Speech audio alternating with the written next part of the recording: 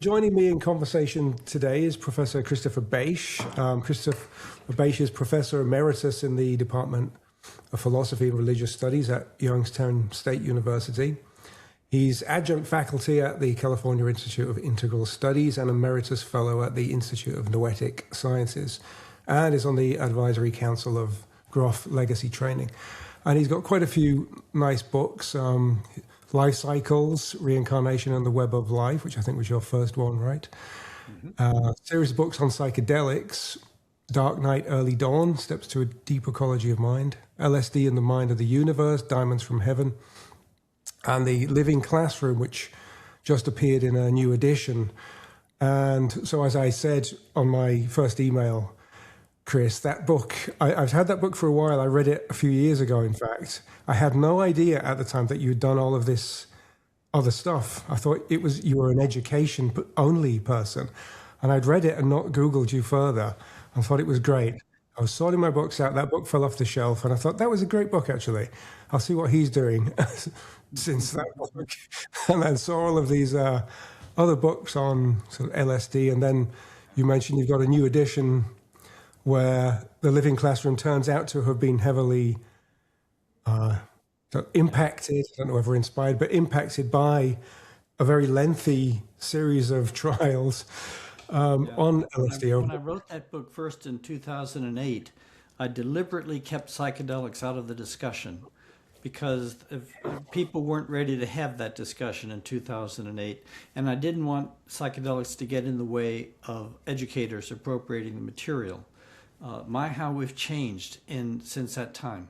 Well, to now. Exactly. I mean, so when was the first edition released? In 2008. Okay, and so that is the second edition, where I tell the story of the psychedelics in the background, is 2024. Yeah, so a massive shift, and I mean, maybe it's an interesting way of opening things is a big question. I mean, not only has there been the psychedelic renaissance shift, which is clearly just a part of a more general shift, right? And you've been looking at the alternatives to scientific materialism for a lot longer than most. So, I mean, so how do you view this current time? How do you sort of account for this rapid switch that seems to be underway? And I know you've mentioned things like collective awakening. So, I mean, what's your current view of the situation? And welcome, by the way, Chris, and thanks for coming on. I'm retired, so probably whatever my current view is out of date in terms of people, really pushing the cutting edge.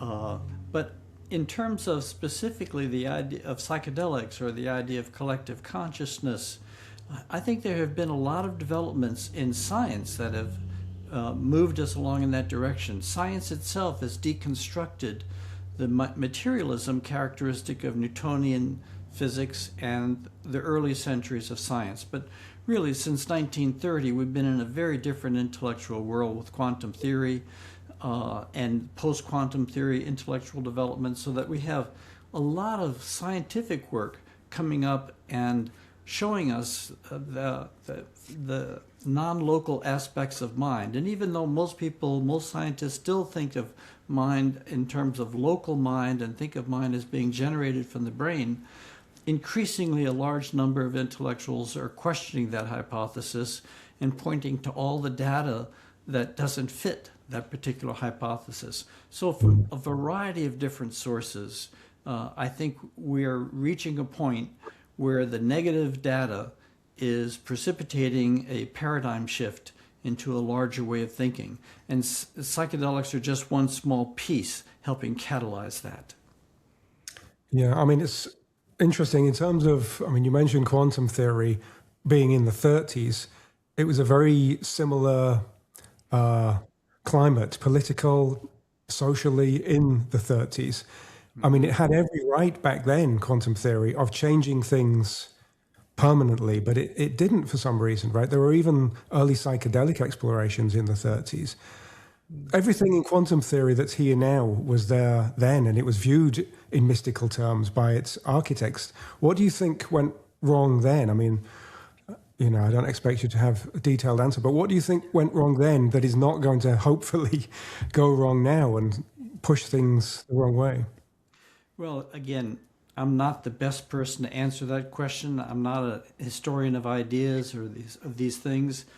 I'm not sure that it went wrong so much as it takes a long time. I mean, quantum theory is such a radical departure from the assumptions we'd been making previously. It takes a long time for a radical shift like that to work itself into our thinking process. And there's a great deal of uncertainty on the interpretation of quantum theory. So, I think, science moves in major paradigm shifts. It takes decades for this transition. So I'm very optimistic, actually, where we're going. There's so much convergence of information, new paradigm information coming from multiple sources. And I've only been tending to one slice of it in my professional life, but in a much larger arena, there's a building momentum. Yeah, I suppose one thing that knocked the momentum out was the Second World War, of course. So we just have to be careful that we don't end up with World War III, which would disrupt things rather a lot. Yeah, sure would. I mean, on this same topic, so I just, as I said, skimmed through far too quickly your Deep Ecology of Mind book, and we'll get to that later. Really gone. Yeah, we'll get to that later, I hope. But one of the kind of views presented there is that the world can be viewed as a kind of mirror of the collective psyche of what's going on internally, we might say. So we have very interesting things going on at the moment. We have wars, which seem to be ramping up. There's the climate issue, which is symbolically interesting. And there's also AI, and I've not really seen you mention AI much, because once again, AI as well is a rapidly accelerating thing. I mean, that's been probably the most rapidly accelerated thing of all, right? How do you view AI, especially to start with, and the emergence? Well, I'm a bystander in this process. I'm watching it. I read a few books here and there and track some of the articles. I'm not mathematically competent enough to get deeply into the program issues.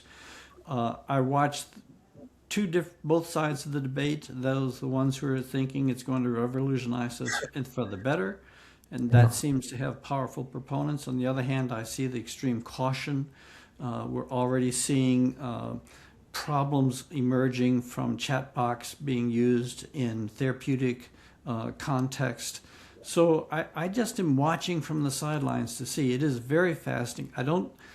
I really try to not formulate opinions about things that I don't have professional expertise in. There's a fallacy in academics talk about the generalization of expertise. I try not to make that fallacy. I try to kind of stay in my lane. I have layman's exposure to these things, but not professional exposure. But it's a major change coming. Yeah.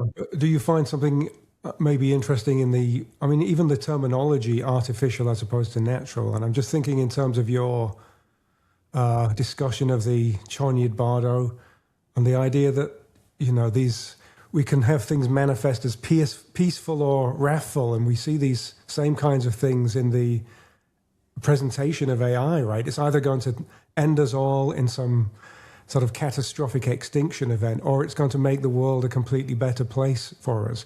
So in terms of its symbology, do you have any sense of why it might be arising now at this point? I really kind of would rather not answer that in terms of symbology and really just put it very simply. Our technology, when it's in the hands of someone whose heart is mature and has opened, that makes us use this technology safely in a non-injurious, always beneficial way. If this technology, and any technology, is in the hands of someone whose heart is closed and is not open and is basically very tight and functioning at a lower level and a materialist kind of level, then that technology can become dangerous. So in some ways, once again, we're finding ourselves in a race between technological development and existential development, our personal development. will humanity develop fast enough, spiritually, existentially, psychologically? Will we develop fast enough in order to make our accelerating technology safe for other human beings and for the rest of the planet? Yeah, I think that's a perfect answer. And and generalizing it like that, it could fit previous examples such as the atom bomb, right? There was a similar situation where it could be used for peace and power, energy, things like that, or for destruction. And we had the same choice again. Yeah, And the very nice. internet. I mean, the internet can be used in a very powerful educational way and can be it can facilitate really dark shadow elements of the collective psyche coming forward. So it's true for all of our technology. We are in a high-tech era, and it's giving us unprecedented power in different areas. Do we have the wisdom to handle that power? And I think what's happening, one part of what's happening is the very acceleration of technology is forcing the issue of evaluating our psychological maturity. And I think basically it's putting tremendous pressure, and the pressure will be increasing not just from a technological aspects, but from the ecological impacts of industrial society coming at us, cascading series of crises coming at us over the next 50 years and coming at us fast, which I think is putting enormous pressure on us to grow up, to really grow up, to stop acting like adolescents. And not that adolescents are bad, but it's a premature level of human development. And I have a certain understanding of what growing up looks like or might look like when I think of this in terms of a reincarnational perspective, which my first book was on reincarnation, which I consider kind of a foundational question. Do we live on Earth only one time, or do we live on Earth many times? And philosophies divide on how they answer that question. And because I think we have overwhelming empirical evidence that we live on Earth many times, then that allows us to really look at the topic of the evolution of the human psyche, not in terms of short cycles or even cultural cycles, but in terms of long developmental cycles, because we've been reincarnating for thousands and tens of thousands and hundreds of thousands of years. So, Yeah, nice. And I suppose it gives you a different way of understanding, as you've put it, what these pressures are. I mean, they are often serving a function, right? They might look terrible, a lot of these things, like the climate disaster and wars. They are terrible, but there's something going on behind the scenes, right? Which is that it's forcing something to happen. It's forcing a change to occur, because if it wasn't there, there would be no pressure, no friction to cause changes to occur. yeah. I mean, I'd like to go into the life cycles book in a second, but so a question I've asked a couple of others now is the role of I mean, you have an answer with the reincarnation approach, I suppose, but how do you view the role of materialism and the density of this place? And it almost seems like we came into this place under a kind of hypnosis where we're told almost from day one that this is just a material universe now. And it obviously constrains your possibilities. But might even this sort of abstract level be applying pressure to make us think that we only have one shot? Do you see a role for that? Well, that's a long and complex story that you're pointing to. We, because I mean, I basically have spent my life teaching world religions and Eastern religions and Buddhism and transpersonal psychology and comparative mysticism, and so I tend to look at these things from a long perspective. And one of the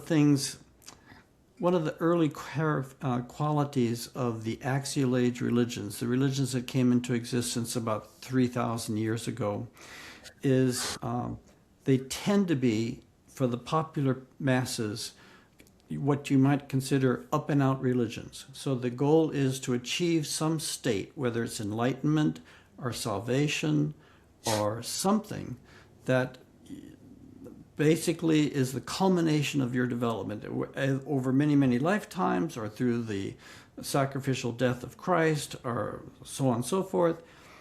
And the reward of achieving that takes place off planet. So you want to go to heaven, you want to go to the paradise, you want to go to the Buddha domain, the Buddha world, or you want to go to the garden. But what that leaves fundamentally unexamined or unanswered, the question is, what is the purpose of space and time? Is it only a prison that we've been dumped into that we want to get away from? Is it a veil of tears?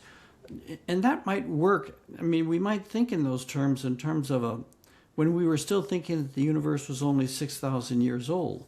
But now that we understand the universe is 13.7 billion years old in just this iteration, and we don't know how many iterations there have been, and we have a sense of how large the universe is. It's something so large we measure it in terms of light years, and that's 6 million miles, and that's just the incremental measuring stick we use. It's not really very satisfying, I think, that the whole purpose of existence after 13.7 billion years of evolution and all the cultural evolution, from Homo erectus and Homo habilis and erectus and sapiens, and when we just begin to be conscious, when about 5,000 years ago, when we began to be able to understand, we learned to focus our consciousness and drop down to that level of mind where we tap that in us which is universal, that in me which is the same as that in every other life form. Just at that point, when we reach that stage, then we leave the whole system behind and don't come back. And that leaves the physical universe basically underestimated, undervalued. It's separated. It's not part of the spiritual story. And so when science comes along and basically drops away the theologies of these religions, and it empowers, it's a very powerful understanding of nature, and it deepens our understanding of nature, then in that context, nature is what's real, and they don't believe that anything else is real. So spirit is not real, nature is what's real. Brain produces your mind. When your brain dies, you die, you cease to exist, and so on and so forth. That's a long evolutionary journey, and in some ways, it's been very healthy for humanity, because this focus on the empowerment of the individual over in the modern era, over these thousands of years, in contrast to much earlier anthropological times when the individual was really kind of subsumed within the group mind of the tribe, less differentiated. Now the mind is increasingly differentiated, able to look on its thousands of years of history and challenge it. Martin Luther King nails the 96 Theses on the cathedral door, saying why and where the Catholic Church went wrong in its 1,500-year history at that point in time. That's tremendous empowerment. The cost of that empowerment, of course, is that it champions the individual, but in a way where the individual loses contact with the connective tissue of life, connecting him and her to other human beings and to other forms of life, and to that more subtle realm of spiritual reality which underlies all of life, all the physical existence. So it's not that, I think it's been a tremendous cultural progression from kind of embedded consciousness to differentiated consciousness, and now we're bringing the context of the deeper matrix within which we live. And it doesn't suffocate individuality. It actually liberates our individuality into higher forms of self-expression and creativity. So it's a long, complicated story, and I'm not doing justice to it. But I think we are at an exciting point. We are at a point where we're beginning to recognize that the story, the basic models of existence that we've created in order to interpret the human story, are inadequate.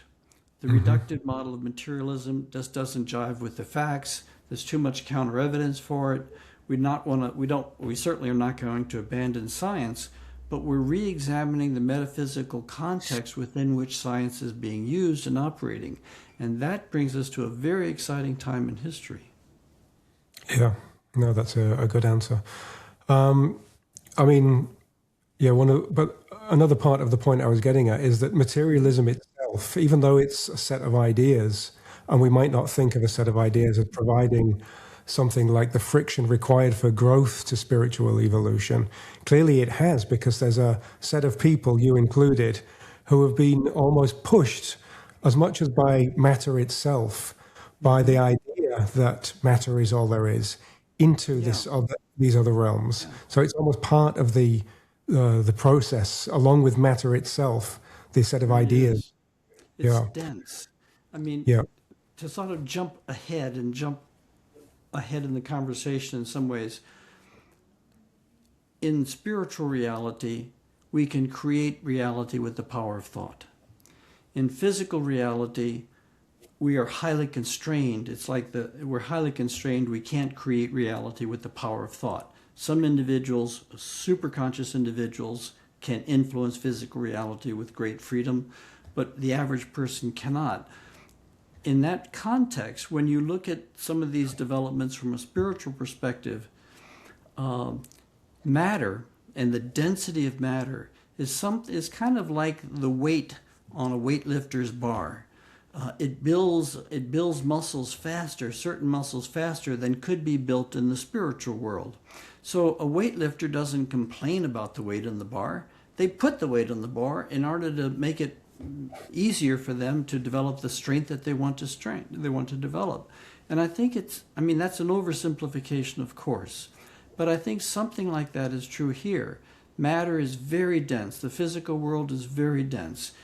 I think we go back from spirit into matter and spirit into matter, reincarnation many, many times, and we know that the spiritual world is much more malleable, much more supportive, much easier to navigate. Physical reality is dense and challenging, but in that process, we are developing skills and capacities with this density of matter that would take countless eons otherwise. So I think that just you're right, the density of matter is an important part if you want to understand the large cosmological story. this is it reminds me of some Rosicrucian ideas. In fact, from the very beginning of your books, from the life cycles one, there's something very Rosicrucian about it. The idea that you go, there's the rose and the cross is space, time, and physical matter, right? And you've got to go through it to get to the rose. And that's how you grow. The soul grows and unfolds through these trials, right? Which is kind of what you did, and we'll get to that later on in your LSD trials. I mean, just on this density issue, because there's something interesting behind it, I think. I mean, as you've also expressed in your books in many places, fundamentally or ultimately, there's really only one stuff, right? There's just the all. So it's not that matter is one thing or the other. The density is in some sense our expectation and awareness, the way we approach it. Like the world is what it is, and our approach to it determines the density, perhaps. I mean, might that be going on? Because otherwise you've got this strange stratified reality where bits of it really are sort of more solid. Other bits are more wispy, and the mind sort of moves between them and comes across them and finds them like that. But might it be that there's just one thing out there which is in a state of sort of waiting for your awareness to decide whether it's dense or not, almost? Well, I don't know. I mean, certainly we know enough about quantum theory to understand that the observer can influence the outcome of experiments. Again, these are very large, complex questions you're asking. You know, they take us a long time to gather all the relevant pieces of kind of insights and information in order to attempt to answer it. Metaphysically, I mean, I kind of hold to the position that kind of at the deepest level, reality is one.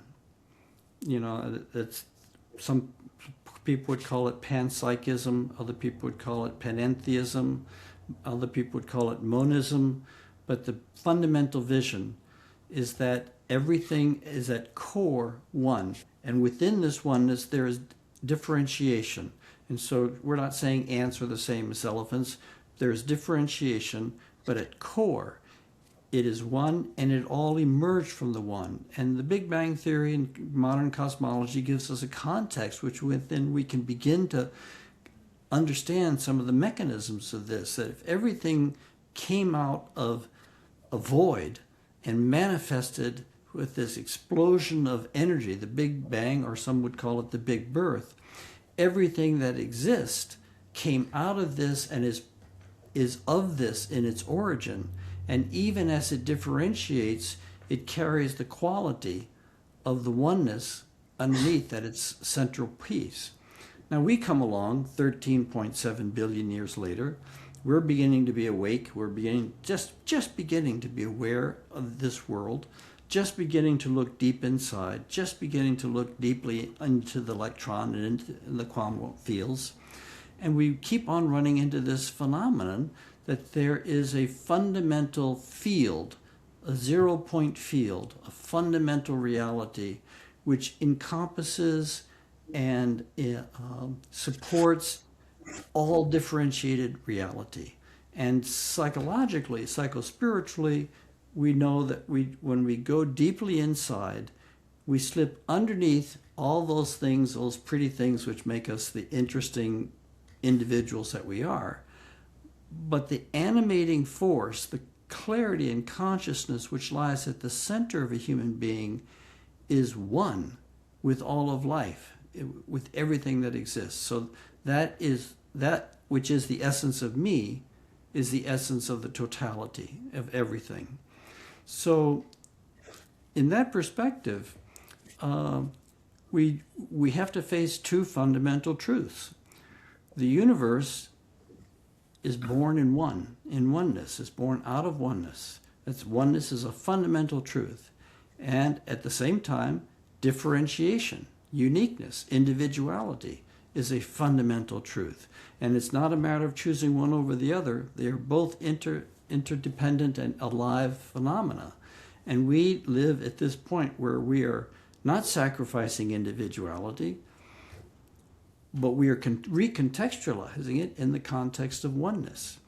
And that just opens up a whole realm of new possibilities as our consciousness gets able to stride that distinction with greater precision. Yeah. Mm-hmm.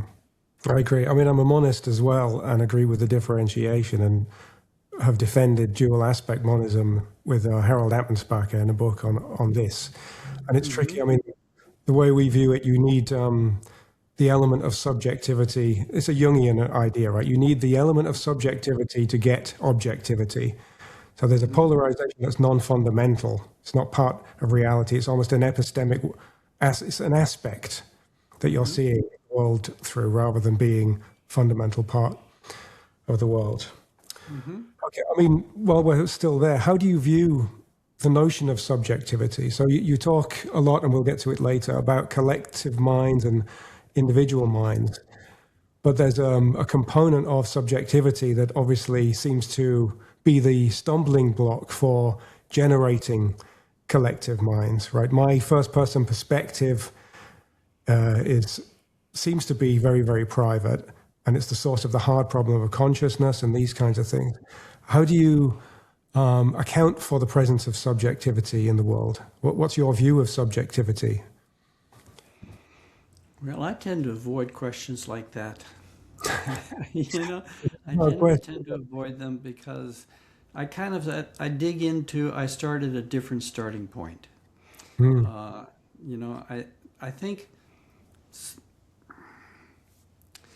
don't think subjectivity or the concept of subjectivity is necessarily the best point of entry if we want to understand how our minds function and what they are. I take a more phenomenological approach, a pragmatic empiricism, a phenomenological approach. So what we want to do is ask, what can the mind do? How does it function?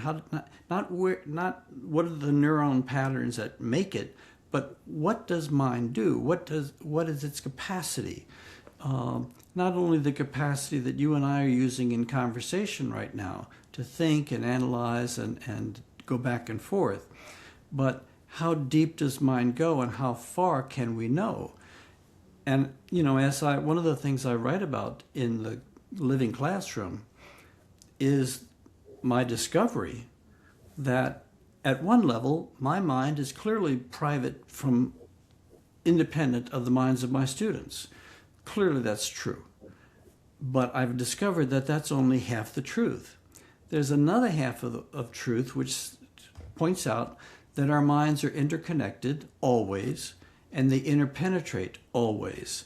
And under certain conditions, that quality, what you might call the quantum quality or the field quality of mind, can become prominent and it can become active in the room, not in a way that cancels individuality, but in a way which actually liberates individuality into higher orders of expression. So I came to understand that groups of people working with focused intention on clearly defined and emotionally moving projects over long periods of time actually generate a kind of group mind. And you can call it subjective or call it objective, whatever you want, but it is a group functioning mind. I've learned that there are certain circumstances in which the usual membrane between my mind and my student's mind becomes porous, and I have access to their life experience in a way that was unintentional. I would be lecturing, and I would simply be reaching into the void to pull up an example to make on a point that I was making.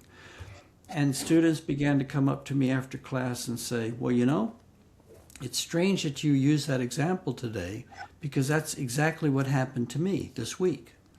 And at first I thought, oh, that's an interesting statistical, didn't make anything to do of it. It's a possibility. But it kept happening, and it kept happening.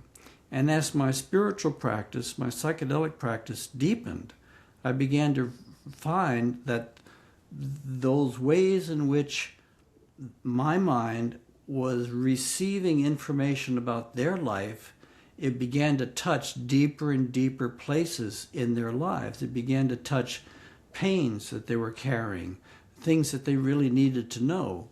So now I'm not even interested in talking about subjectivity here. It's just the phenomenology is I have an awareness of things which technically you might say are in a Newtonian world I shouldn't have awareness of, right? But I do. And there's meaning in that awareness. There's synchronicity in that awareness. There's intentionality in that awareness. And eventually I had to develop a whole new way of teaching. On the one hand, which honored our individuality and recognizes that truth. And on the other hand, which honors the field dynamics of mind, what I call the field dynamics of mind. And I developed what you might call a quantum pedagogy. I began to experiment with and develop protocols in the classroom that recognized this interconnected quality of mind and could be brought forward and could be intensified if you taught in a certain way, if you use certain strategies to facilitate creative discussions in the classroom. So I was able to do all of that, and I also brought in all sorts of research in the book where we have empirically demonstrated the permeability of one mind to another mind in very carefully controlled experimental situations, and without even defining what subjectivity is. You see? It's just a phenomenological description of the limits of mind. So the way I would think about this is, it's almost in a Jungian sense, right? So the concept of synchronicity, the whole point of it is that it's a non-causal connection between minds and the world and other minds. Right? That's what synchronicity is. Yeah. So it's not when you're in your group with your student. This is just how I'm going to try and conceptualize it. When you're in your group, it's not a direct mind-to-mind joining that's going on. It's that you are dipping somewhere else, almost going beyond mind and matter. Maybe the psychoid realm of Jung could serve this function. You are dipping down where there's not any definite fixed thought yet, and all the ideas are down there, and then they are brought back up. Well, here, let me offer a slight revision of Jung. Jung was operating in the field of the physics of his day, in the zeitgeist of his day. And when he called synchronicity an acausal connecting principle, I think that's a mistake, but I understand why he said it. I understand the point he was making. What he was trying to say is the connection between A and B is not being mediated by causality as we understand causality today. It's not being mediated by physical causality as we understand physical causality. But rather than call it acausal, non-causal, I would rather point out that there are different levels and gradations of causality that run at subtler and subtler levels. So I think there truly is a mind-to-mind contact. There is a symphony of consciousness between multiple minds, different minds in the room. There's an underlying symphony that almost kind of swells at certain points. You can feel it when a room gets lifted into a higher level of awareness operating. Now, rather than say that's an acausal connection, I would suggest that we might think of this is a connection that's operating at a subtler level. It's at a quantum level, or it's at something subtler. You see? Yeah, this is how I would agree. Yeah. Yeah, and so I think Jung was great. I mean, I'm a real Jung fan, but he was using language to try to speak to the times that he was in. And I think we don't have to be beholden to that language and to create a metaphysical construct based on his choice of words to make the point he was making. Because what he was pointing to is there are relationships often that manifest where we can't identify any physical causality, and yet we can identify the meaning of the juxtaposition. Now, what is the nature of that meaning? What does this meaning, what does it tell us about how reality is organized? That's the important question. Yeah. Well, I mean, ultimately, he does end up saying that they are connected by meaning, right? That's the defining characteristic of synchronicity is not just a correlation, but they're connected by improbabilistic, usually meaningful connections. There's connection and it has meaning. But yeah, you're probably right in terms of the terminology of causation. And of course, I mean, what's going on in your classroom has been noticed by therapists, right? It's when therapists are engaged with their analysands, they often say that there is something, we're talking together, but there is communication going on at an entirely different level. And that's the source of transference and countertransference is not anything verbal or direct. So it would fit. My experience is exactly that. In the classroom, there's an exchange taking place at the cognitive level. I'm lecturing, I'm answering questions, but underneath that, there's an energetic exchange. Let me see if I can get this. There's an energetic exchange taking place between my life force and their life force. And often, what the cognitive aspect can become a vehicle for a transmission that takes place at a deeper, more subtle energy level. And I think therapists say this, sure, they do feel this all the time. It's almost like they can feel it when there's this ping that goes off, and suddenly they have an insight, an awareness that was not coming exactly from them, but it was coming from both of they and the client together. There was an igniting taking place between the two. Yeah. So it's many times, and baseball coaches, basketball coaches talk about this.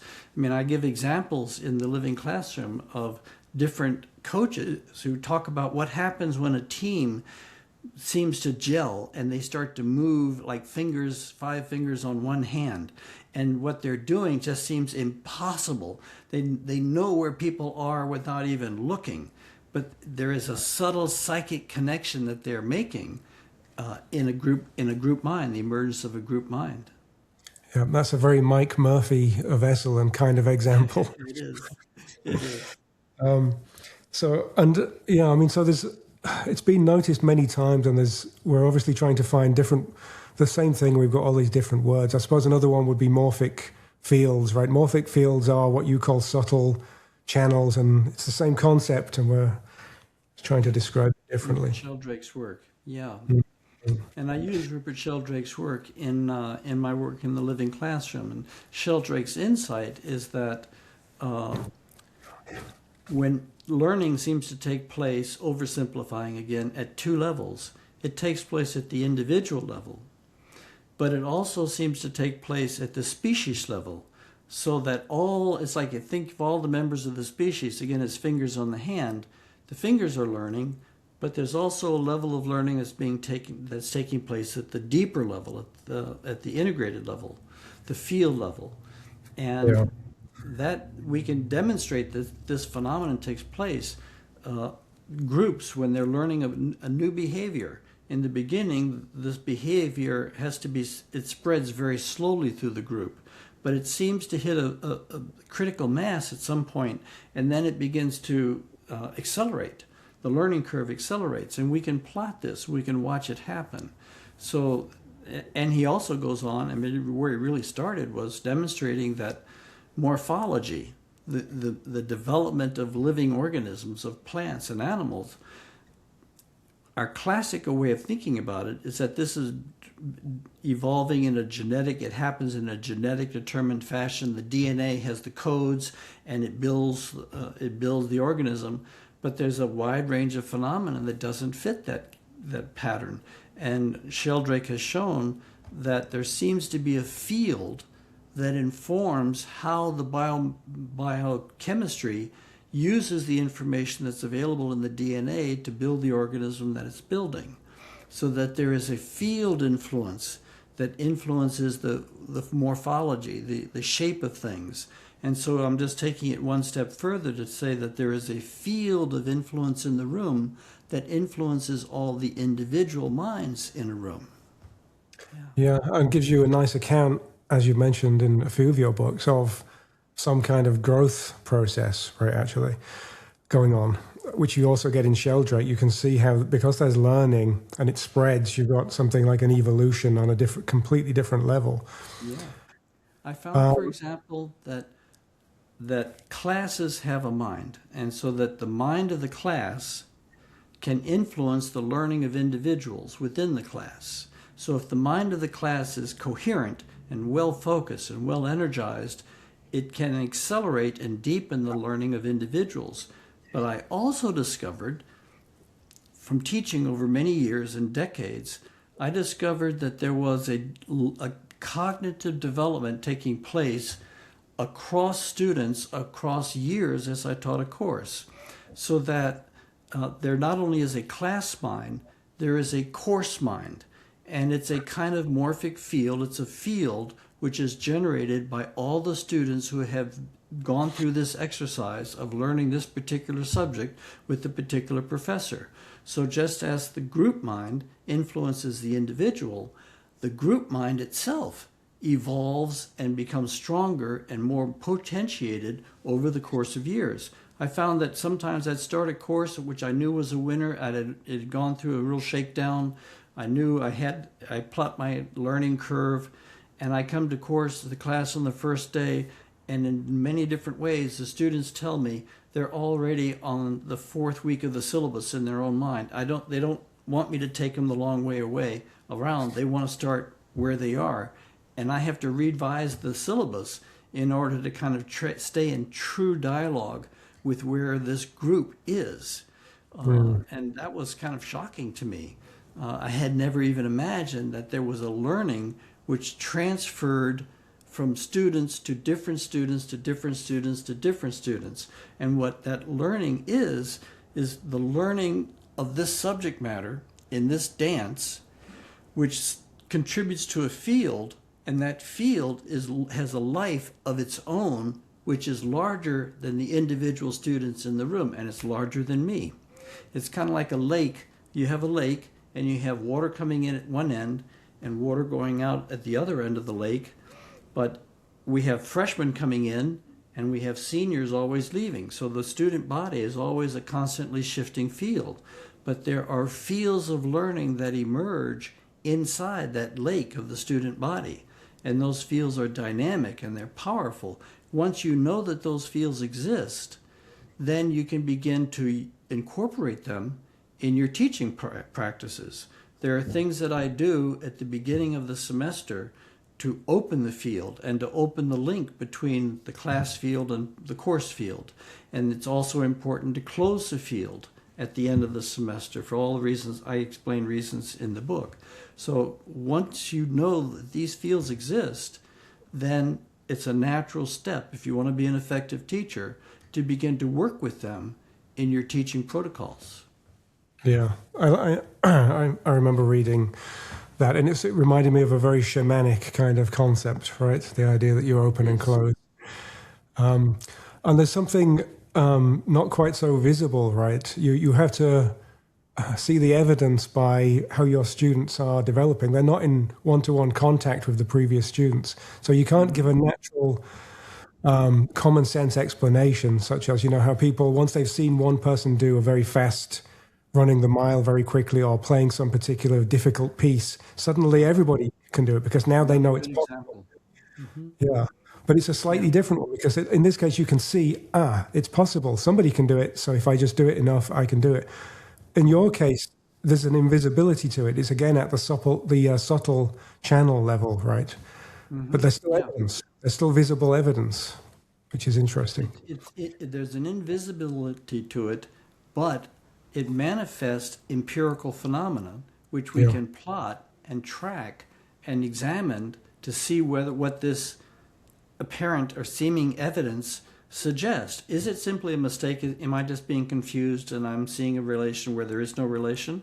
Or actually do we get tangible results that make best an understanding if we interpret it in terms of field dynamics of mind? Yeah, this is the interesting thing, and we'll go to life cycles now because, one of the things you find is, especially with people like Ian Stevenson and Jung, is that they would call themselves empiricists, right? They don't believe because they just have faith or anything. They believe because they've amassed masses of data, and they're just being scientists. That's what scientists are supposed to do, right? So, on the life cycles book, which is it's a particularly clearly written book for your first book, especially. I find it one of the best books on the topic, actually. So, had you met Ian Stevenson and then you sort of decided to go down this topic, or were you already thinking about these things? And how did you get into the topic in the first place?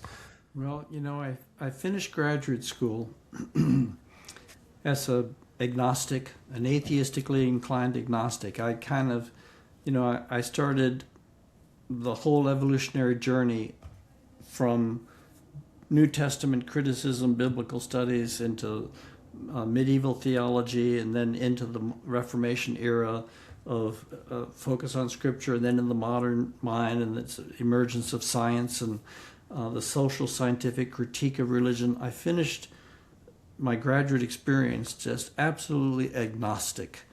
And then I met the work of two people, changed my thinking on this. The first was Ian Stevenson, University of Virginia, who studies children all around the world, little children who have spontaneous memories of having lived a previous life, and they are able to name names, name places. They are able, when they are brought back to the life place of the first personality, they can identify people, they can trigger memories of who they were in relationship and specific events that happened between the people. They know their way around towns they've never been in before. Just an overwhelming body of evidence. And he convinced me in his book, 20 Cases Suggestive of Reincarnation, that reincarnation is just a fact of life. We have the evidence. And that the body of evidence has grown, not only because Ian Stevenson's work has continued to grow, but there's other bodies of evidence from past life therapy, just lots of converging bodies of evidence. And what I do in life cycles is I start off with a simple chapter where I gather the evidence, the representative evidence, and present the cases and the evidence that has convinced me that reincarnation is simply true. That doesn't mean that Stevenson understands how it works, and he doesn't understand necessarily the implications of that worldview for understanding of cosmology. But it convinced me that everything that I had studied through all of college and graduate school on this score was incomplete and inadequate. I had to erase my intellectual blackboard and start from scratch. So I began to really think about, if reincarnation is true, what does it mean? What does it tell us about identity? What does it tell us about family? Does it change how we treat our family? Does it change how we think about Christianity? The largest chapter in the book is a book on Christianity and reincarnation. So it's just trying to work out with my students the various implications of this very powerful body of data that reincarnation is true. Now, it doesn't mean we don't know anything about the physics of rebirth. We don't know anything about the physics of the soul, except that maybe it's light. We don't really know how learning leaves the body when the body dies and how it maintains its integrity when there is no physical substrate. We don't know how it encodes itself in subsequent incarnations. There's so much we don't know. I'm sure we'll make progress in the future, but we have to start thinking in a non-reductive metaphysical way and before we can make that progress. Yeah, I agree. And the barrier doesn't, I mean, as you sort of suggest there, the barrier doesn't necessarily have to be materialism even, because we literally don't know. I mean, there might be some strange mechanism that is what we would call material, like DNA is the encoding device for doing this, and there's almost a computer version. We have no idea. The blockage seems to be...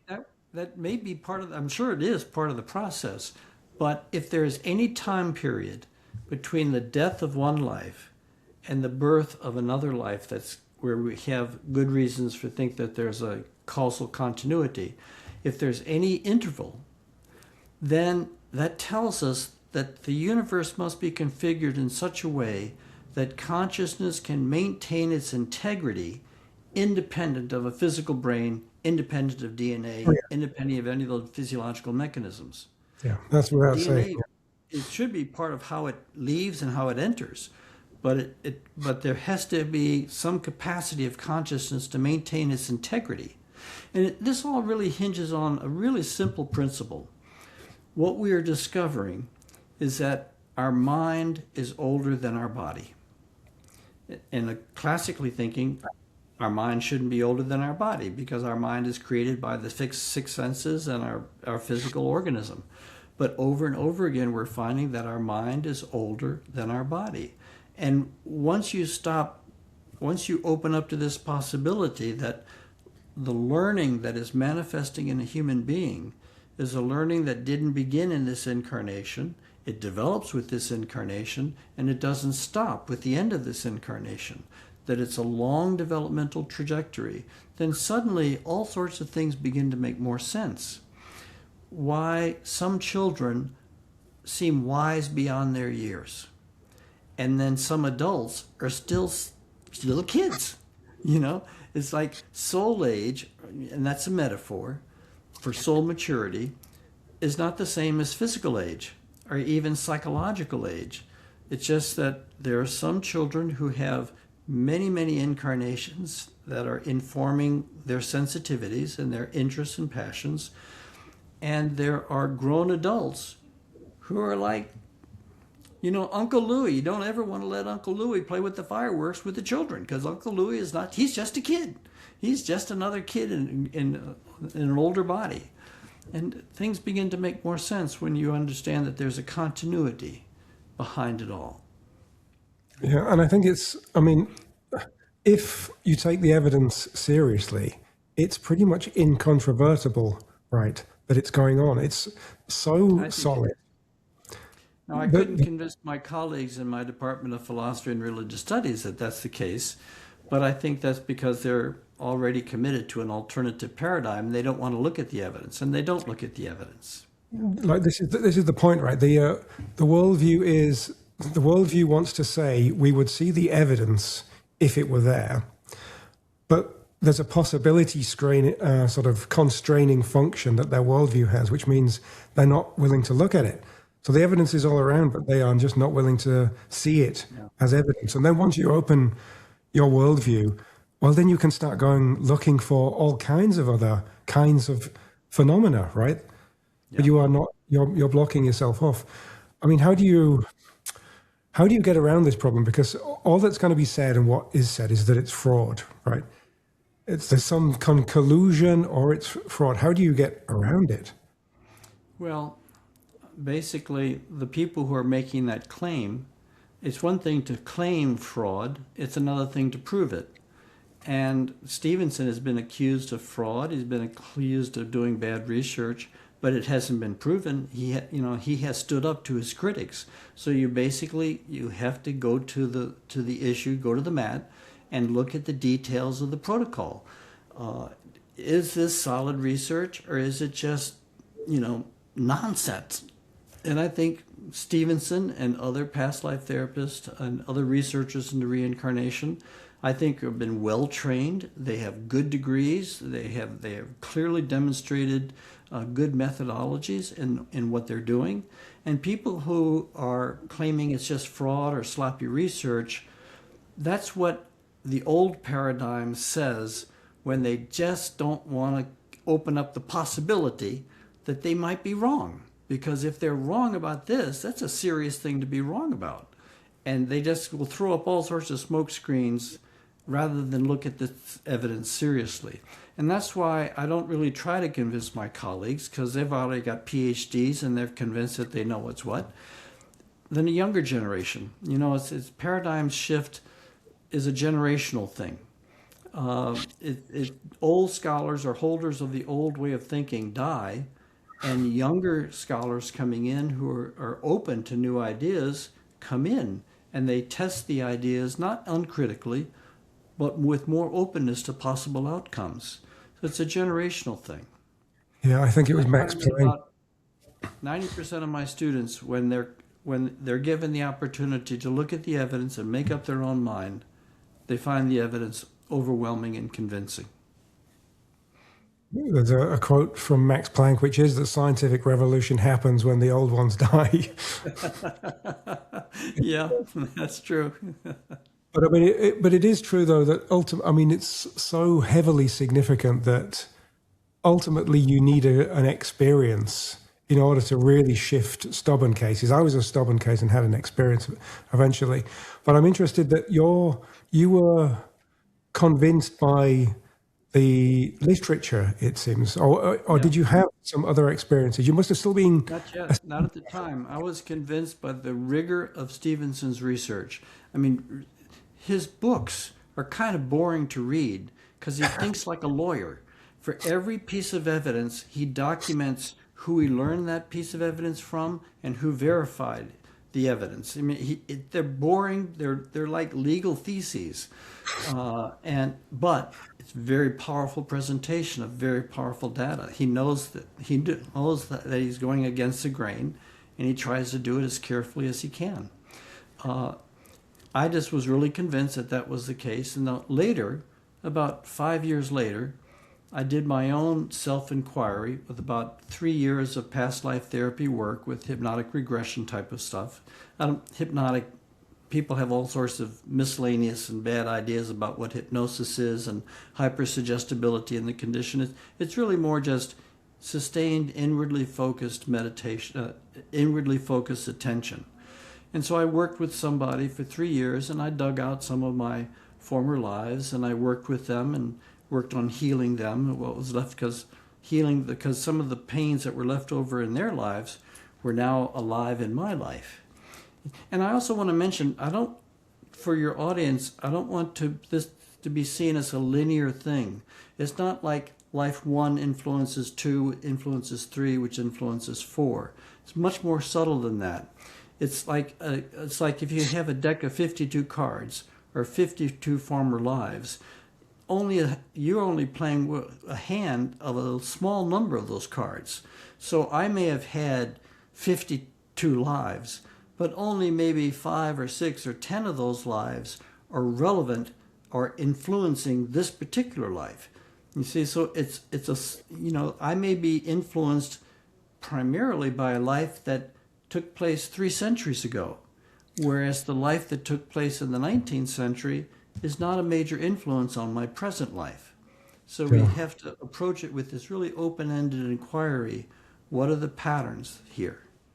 And you And might, when you do have personal experience of your own history, it certainly deepens your conviction. and you might be also interacting with your own parallel incarnations.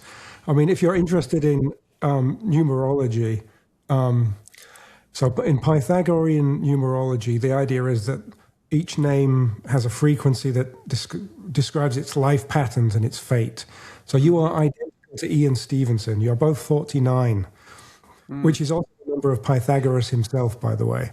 So you are sort of matched by the numerology, whether you liked it or not. That's interesting. But the other person, and I met Ian Stevenson's work when I just was beginning my academic career. But the other person I met at the very beginning of my academic career was Stan Grof. And I read his book, Realms of the Human Unconscious, his first book, which had just been published a few years, and this is a long time ago. I mean, I started teaching when I was in 1978. So I'm an old dog now at this point.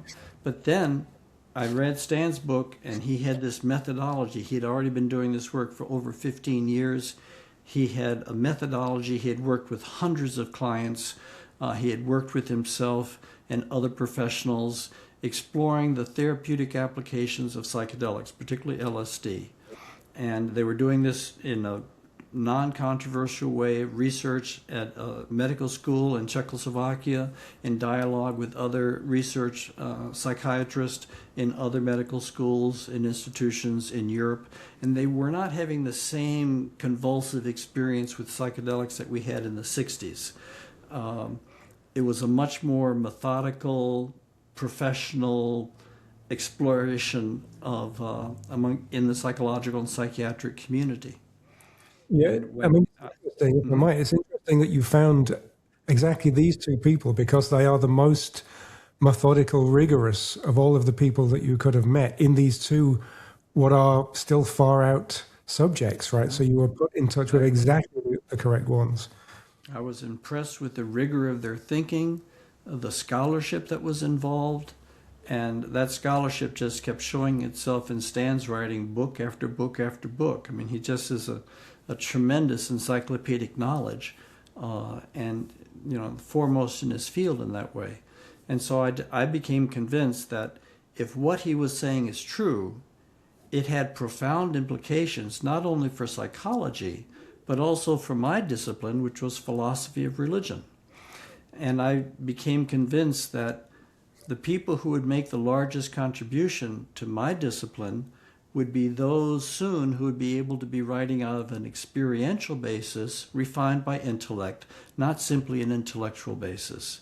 And so I began, early in that time, in 1979, a process of working with psychedelics in a very systematic way, using Stan Grof's protocol, which means I'm not going to a Grateful Dead concert. You're working in a room, quiet, separate from the world, protected from the world. You're lying down, you're wearing eye shades, you're wearing headphones, you're listening to very carefully curated music to support the opening and the contracting of consciousness over a psychedelic journey. And then you document, you make careful notes as soon as, the next day, within 24 hours. And I began what became eventually a 20-year journey. So between when I was 30, at the beginning of my career, and when I was 50, farther along in my career, I did 73 high-dose LSD, therapeutically structured LSD sessions. Right? And I did it not as a clinician, not as a therapist, not trying to heal. I did it as a philosopher to try to explore the potential of these amplifying medicines. I think of psychedelics in general as amplifiers of consciousness.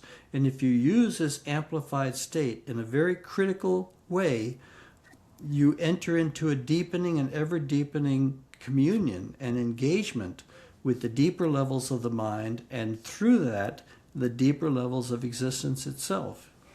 And after I finished that work in 1999, I took another 20 years to think about it, to digest it, to really ponder it and put the pieces together before publishing LSD in the Mind of the Universe. So it really, that book represents a 40-year project, 20 years of experiential exploration, and then 20 years of intellectual assimilation. Yeah, well, 73, just to go numerological again, is 10 numerological. So it's a completion. Had to be 10, you see. I had Peter Hjorstedt Hughes on last week, who's part of this Mind at Large project in England. And he was telling me about this earlier attempt to do something like what you did yourself. It was called Project Outsight.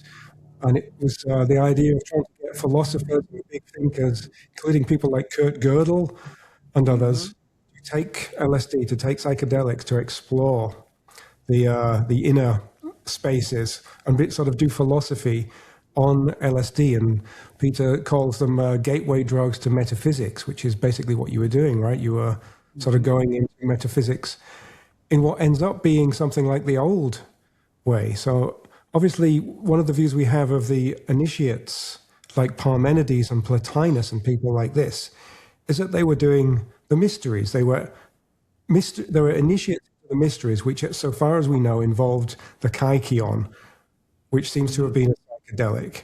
So it's an interesting thing to think about, which is that we often have problems thinking about Parmenides' view of time and change and whatnot, but it's entirely possible that he was describing a psychedelic experience, and he even talks about meeting the goddess, which you do in your books.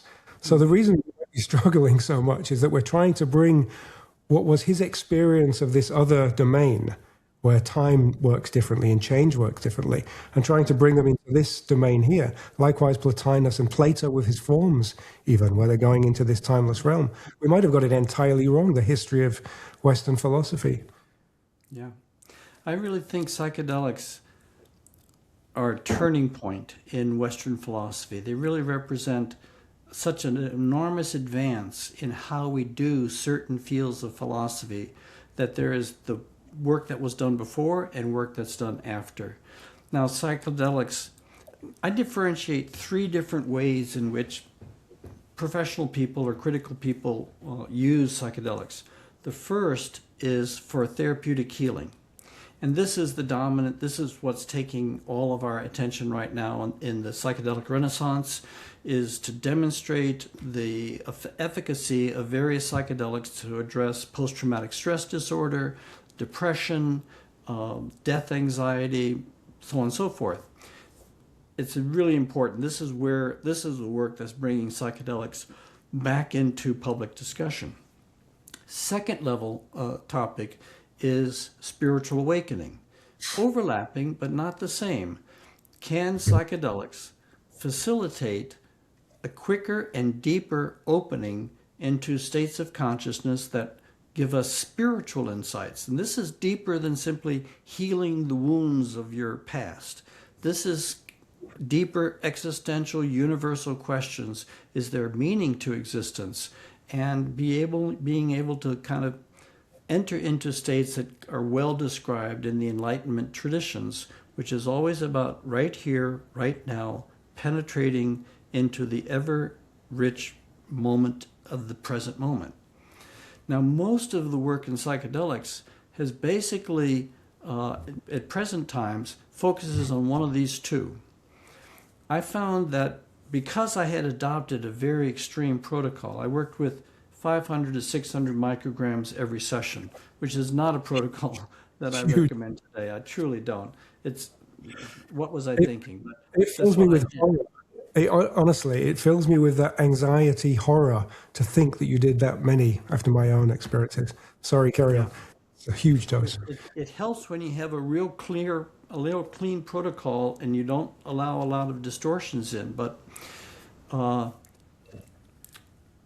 when I did, what happened was I started with an interest in spiritual awakening, but the very power of the methodology that I used was so great that it pushed me beyond that after a few years and took me into an adventure that I now describe as cosmological exploration. This is different than personal healing. It's different than spiritual awakening. It's using this temporary state of consciousness to explore as deeply as possible the structure of reality, the structure of consciousness, and what you learn of reality from these deep states of consciousness. So to me, I didn't try to do philosophy while I was in the psychedelic state. The method, I think, is to enter into this expanded consciousness, go as deep into it as you can, go through all the cycles of death and rebirth that are required in the purification processes, surrender to it completely. Let it take you wherever it's going to take you. And then you come back, and then you record it as precisely as you can, exactly as you can. You wait and rest, assimilate, and then months later, you go back into this expanded condition, and you come back and you record it, and you document it, and you look at the developmental process across many sessions. Now, ideally, what you want to have, and we will have this one day, is we don't want to have just one person doing the work. We want to have 50 people doing the work with different academic backgrounds or different trainings, but using a standardized protocol so that we have 50 journeys into the deep psyche, 50 journeys into the cosmos, coming back and then recording their experiences. And then we put let's say we did this once a month for a year or for 2 years. Then we put all of their experiences, their records on the table, and we look at them all simultaneously, and we can try to find out which of the pieces which are idiosyncratic and what are the pieces of the common ground, because clearly the common ground is the most likely, the strongest epistemological evidence for this being something real. We're not there yet. We're kind of informally moving there, but it hasn't been formalized as an investigative protocol, but it will be. And I thought think of my work as a step trying to open that door for my colleagues. I don't like doing something that's illegal. I did it because I believe that the laws in this case were wrong. And I wasn't able to enlist a lot of colleagues in this because of where I was living and what I was doing. But I tried to do a research project with as much discipline and precision as I could. And I think it yielded some very interesting results. Yeah. I mean, it was like you sort of went in with a need to rapidly gain old knowledge, a lot of knowledge by going through a lot of cycles of life. Because what you describe, and I say quickly in quotes because it's not quickly when you're in there, right? It's eternity. You go in for eternities each time, basically.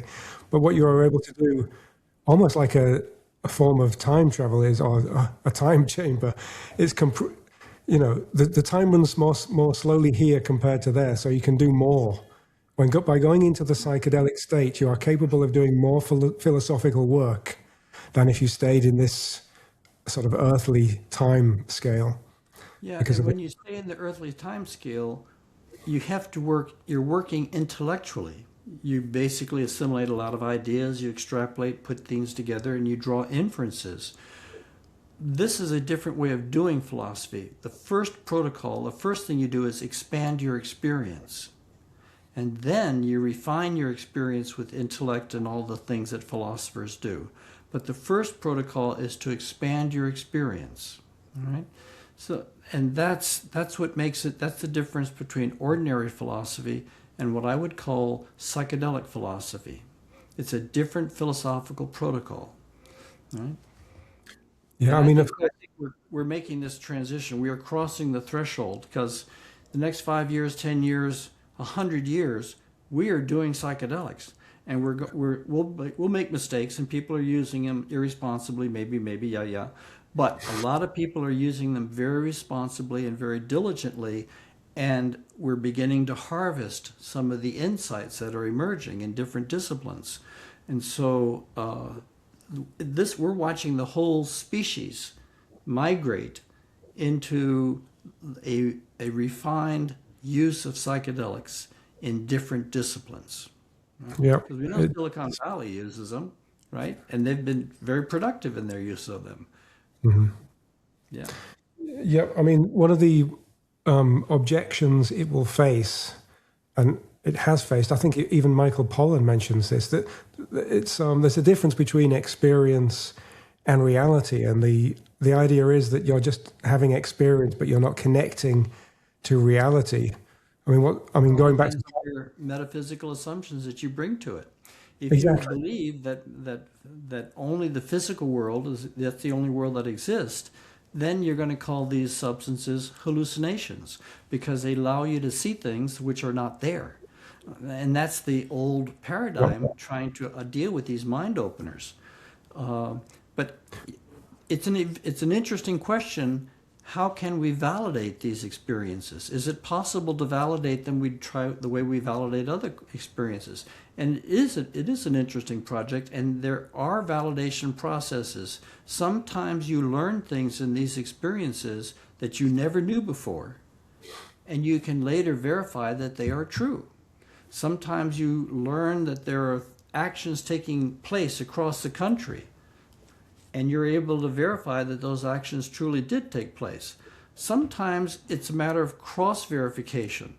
Sometimes it's a matter of different people encountering the same psychological object, you might say, or the same, experiential object in these states, so that you get cross-verification of these experiences. This is the same thing that happens when people had near-death experiences, when they first started being popularized after Raymond Moody's work. And a lot of the medical community said, oh, they're just having experiences, they're not experiencing reality. Even though the people kept telling him, listen, this is more real than physical reality. I'm telling you, it's real. No, they're not going to pay any attention to that. Thousands and thousands and thousands of people now have recorded these near-death experiences, and there's been such a convergence. They are basically seeing the same phenomena that increases the credibility that they are experiencing something real. It's certainly something objective. I mean, one way of viewing it is, why do we assume that this world is real? Well, because we have a systematic sharing of features, right? That's where the objectivity comes from. Yeah. Mathematicians, really good mathematicians, often talk about Platonia, the mathematical space, being as real as this place because they're encountering the same mathematical structures. You can bump into them and not get around certain things in that space. So there's precedent for thinking of reality in terms of objectivity in this way. And I agree that it does seem to be the case, especially with all of these recent examinations of beings on ayahuasca. I'm thinking of Andrew Gallimore's kind of work, where it's sort of the same beings each time. I'll mention my own case. I had no idea about all of the myths to do with jesters. The first time I had LSD, I would inevitably take on the persona every time of a jester and see everything in jester terms. I had no idea that this was a thing, that this was some common structure that was observed. So, and likewise with the NDEs, people have no idea about a lot of the stuff that they're experiencing. They don't have a background that's enculturated them or anything like that. And yet there's the commonality. Yeah.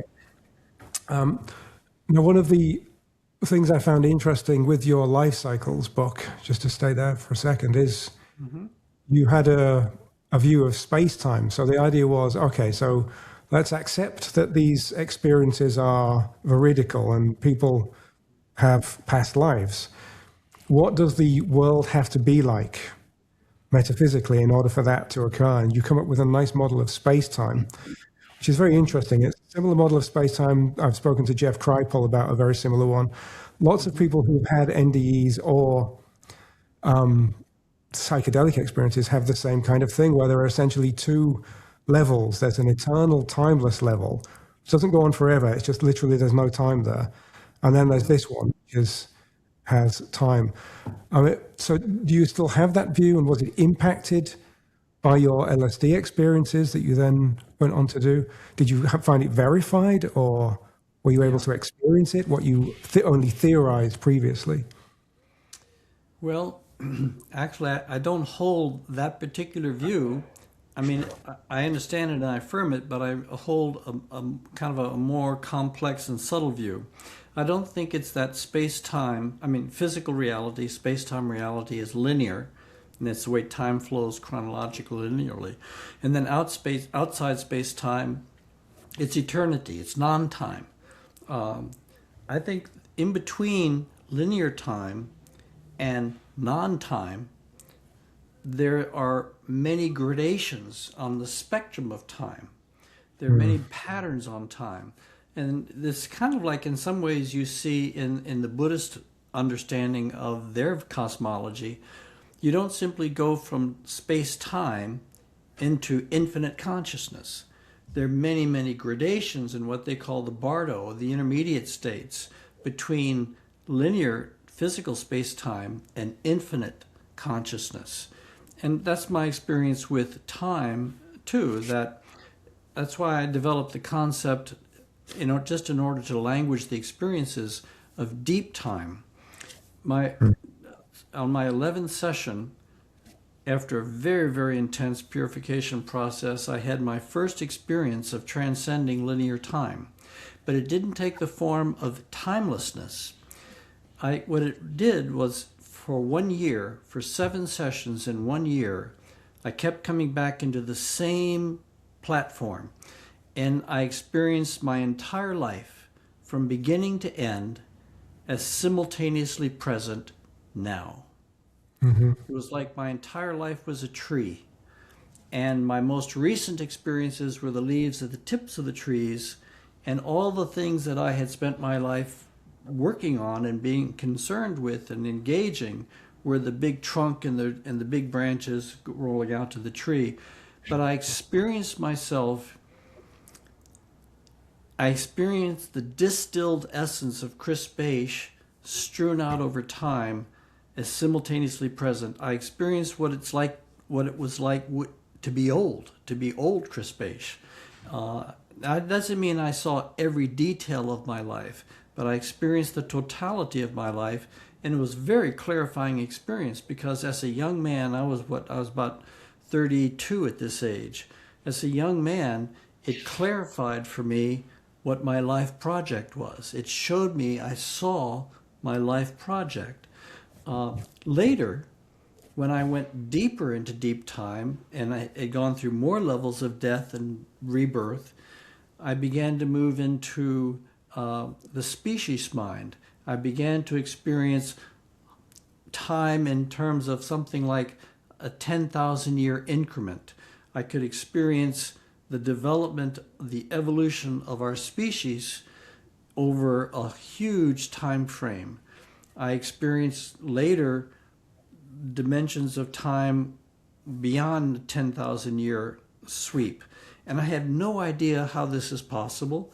There's only one physicist I've had conversations with whose way of doing physics allows the possibility that there are different time modalities and different dimensions of of the universe. But I know that my experience of time was veridical. I believe it was veridical. Let's say that, it's easier. And it's different dimensions. I also have experienced timelessness. But timelessness is a very refined state, and much more common, I think, are various experiences of time dilation, which is not the same as timelessness. But there are many variations there. And I think that ultimately, if you go deep enough and far out enough, you move into increasing subtle and subtler dimensions, and then you transcend radically some of the superstructure, the understructure of time-space reality. Yeah. Is the physicist Carlo Rovelli by any chance? It's Bernard Carr. Oh, but yes, I know. Yeah. I know. Yeah, I mean, there are many people that have this kind of view. I've written about it myself, a similar kind of view. I'm sure there are. This Bernard's the only one that I happen to have met. Yeah. Yeah, and what you can see from this, I mean, often when you go out into the outside of time state, there's an inevitability about the whole thing that you don't see when you're immersed in it. And you can also see the necessity of immersion into time, because you don't have the experience otherwise. Immersion in a at a lower dimension is the only way you can go through time without knowing what's going to happen next and have the learning experience. So it's almost there's a necessity involved in having the higher one and the lower one. Is one thing I found. Yeah, it's like when you're in a plane flying over the country at night and you can see with great beauty the majesty and the organization of cities. But if you want to have a human experience, you have to get down on the street. Yep. And if we view the less temporal experience as something godlike, well, they're missing out, right? They're missing out on the transience and all of these features of human life that make it what it is. You can get things being here that you can't get, no matter how fully you can see the full picture. You just can't sort of have experience there, the same kind of experience. Oneness and individuality, two fundamental complementary truths. Yeah, it reminds me a bit what you're saying, also of David Bohm's distinction between the enfolded order and the unfolded order, where the enfolded order, it still has a kind of process in it, but it's not a temporal process, it's not time. In order to get time, you have to unfold this thing into time and space, and it's a sort of projection out from it. And I was quite interested in, most people immediately go to quantum mechanics for the physics analogy. But what you've used from very early on, I think even in life cycles, I saw elements of it, is the theory of complex systems and collective phenomena and the theory of critical phenomena and these kinds of things. How did you sort of get led into this particular approach? Well, again, quantum thinking fascinates me, but I'm not a quantum physicist and I'm not a physicist, so I really try to stay in my lane. But the connective tissue of life is something that we can experience if we really just pay attention. And especially, I mean, you can experience, if you really study the literature in past life therapy, you begin to see the connective tissue that connects lives in this incarnation, that relationships in this incarnation have history, not just individuals have history, but relationships have history. And that tends to give you a feeling of connectivity that persists through time. But when you go into psychedelic states, then it just becomes overwhelmingly obvious that you begin to see patterns of connectivity. Some people see them in nature. I have spent a lot of time exploring patterns of connectivity in the human species. So much so that I've come to, at some experiences have been so deep and so rich that I came to experience the entire human family as a single organism, and that individual persons were like cells in this organism, and individual minds were like sparks within the light of this organism. And once we can open up to fractal theory, all sorts of different developments to support these ideas, if they need support, but experientially, the connectivity of life was just overwhelming. And of course, the same thing you find in Buddhism.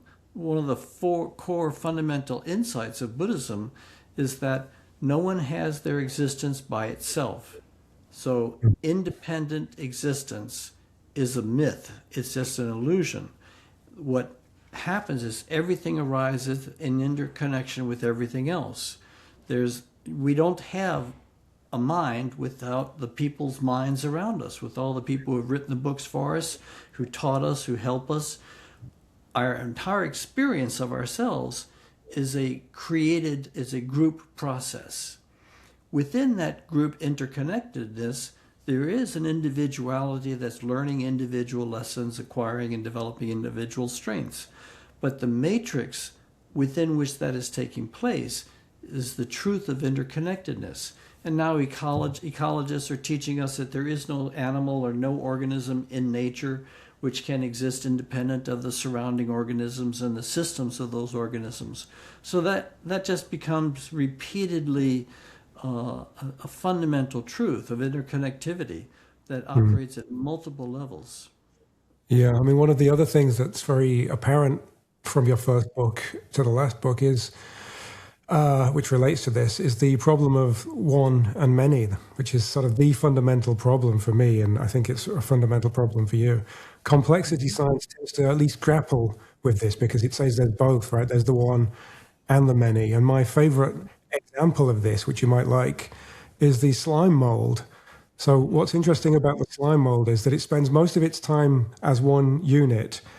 When times are good and it needs to explore, well, it splits into independent cells and they can go and explore further reaches and do it faster. And they can gather information alone, but then they come back and it's almost like an assimilation of the information into the greater unit again. So it sort of solves very naturally the problem of the one and the many, which is it's both. And both are required. Sheldrake is doing something similar. He's saying every individual is connected to the species. And as the individual learns, the species learns. And that's just a subset of the one and the many issue. Yeah. So I think it's just, we just have to let go of certain static categories to begin to see that inner penetrating quality. Yeah, and you might view the oversoul in a similar fashion, right? And your various incarnations. There's this oversoul, which is like the unit. It can only do so much, and if it sees things too well, as in the aeroplane from above, well, it can't learn as much. So you descend into these incarnations, go and explore with your own apparent independence, and then have to sort of emerge back, come back into the whole. The oversoul is what you might think of as the 100,000-year intelligence. It gathers all the mega intelligence.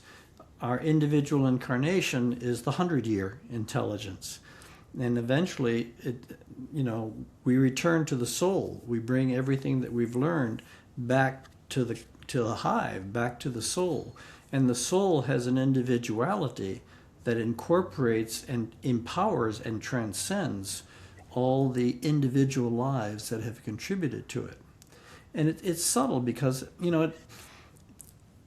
I think, for example, when someone meets somebody who has died, let me give an example. My father died when I was 18, okay? So I hope sometime when I die, I hope I get to see Dad again. It'd be nice to see Dad again.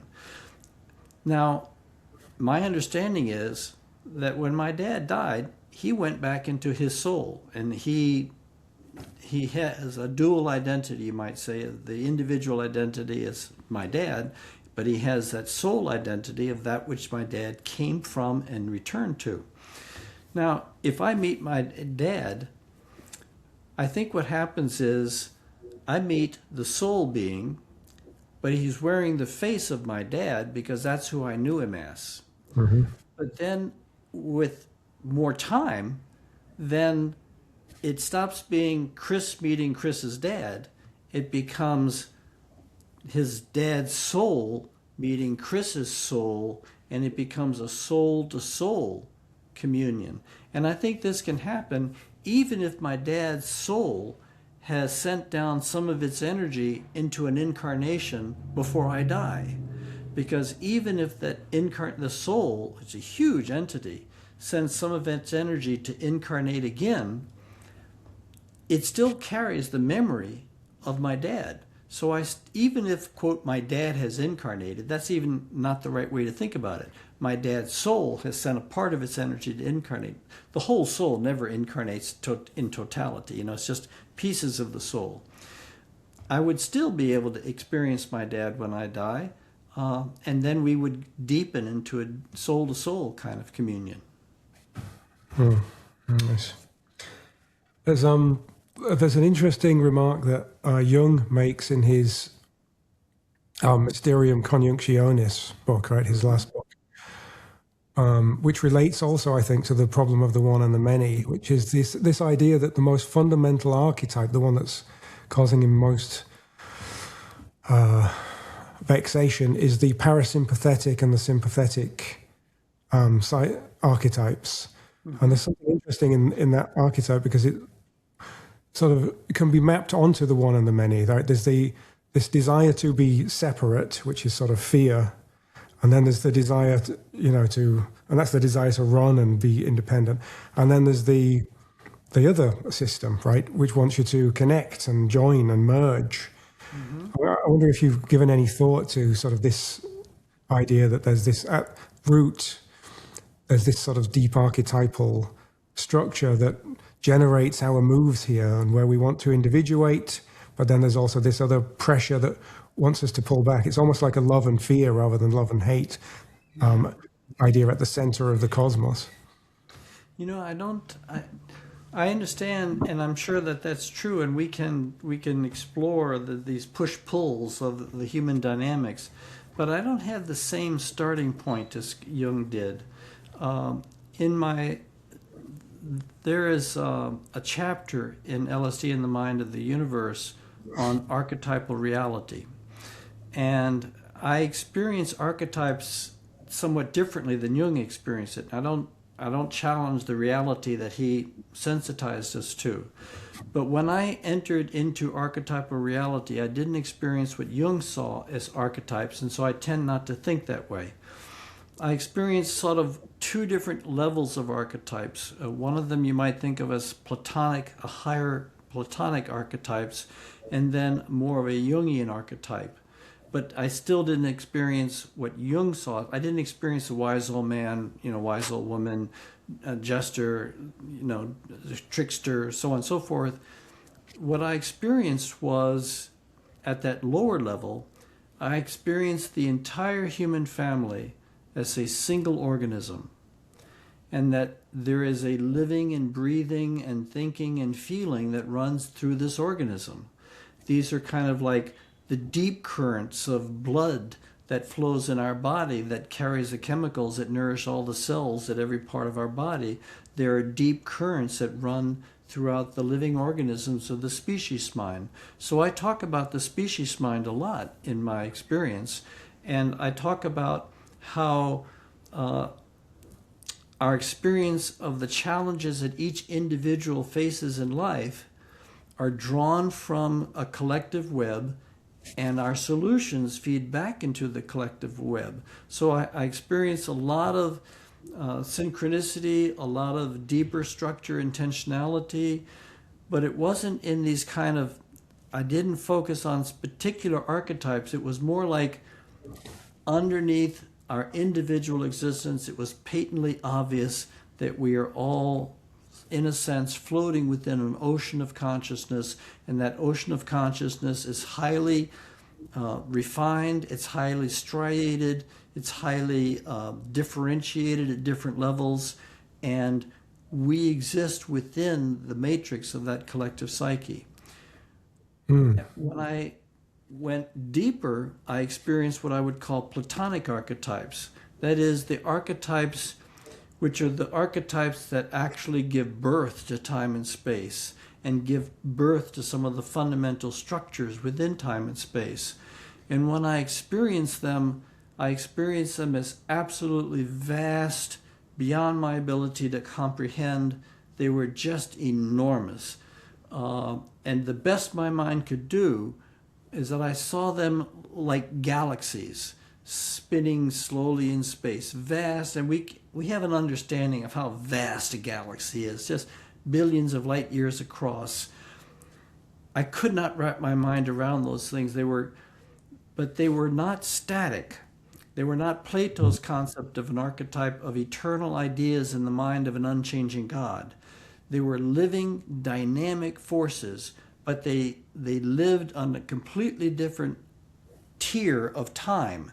Their movement was completely magisterially larger than the speed with which we were living within time. After several experiences of them, it was profoundly moving, totally educational, and I never was able to concretize them into particular forms. But even when I went into the collective mind, and it's kind of the more Jungian unconscious kind of thing. I didn't experience it in terms of as Jung experienced it. So I've never felt the need to address some of the questions that Jung addressed, how these archetypes work and into balance. I just kind of fell into the coherence, the field quality of mind, that it's like individual mind arises from and flows back into and through the net of collective mind. And then I learned also, eventually, I reached a point moving beyond even archetypal reality when I had the experience of the entire history, the entire collective psyche, and everything that is composed in the collective psyche fell away from me. When you go through ego death, your entire ego is shattered and it falls away from you. When you go through species death, your entire history as a human being and everything associated with humanity falls away. And with that, all the religions of the world, all the philosophies, all the thought forms, all the gods and goddesses and deities, they just fell away. And I experienced consciousness in a completely unprecedentedly clear fashion, devoid of all the structures that had been informing my consciousness through the collective psyche. So the collective psyche for me and the archetypal themes of the collective psyche are not in any way the end point of the journey, but they are simply an organizational pattern of this particular species in time. And there are deeper organizational patterns that are much more fundamental than those which are giving birth to this species. I mean, it's possible that the Grof protocol was helping a little bit with that, with allowing you to get beyond those more basic archetypes, right? Because Jungian archetypes, they require form, and usually you're seeing the archetype in something with form. But if you're going beyond the level of, the level of your experience being informed by things like tricksters and so on, you're naturally going to be outside of that by the protocol itself. So it might be playing a stronger role than I realized. Yeah, it's just, it again, the same power which opens up your personal mind and lets your personal traumas surface so that you can heal them, and then opens up a deeper level and opens you into the collective mind. It's the same amplifying power, which if you concentrate it and hold it firmly, it can melt eventually even your species mind, and you die out of the species into this still deeper level of mind.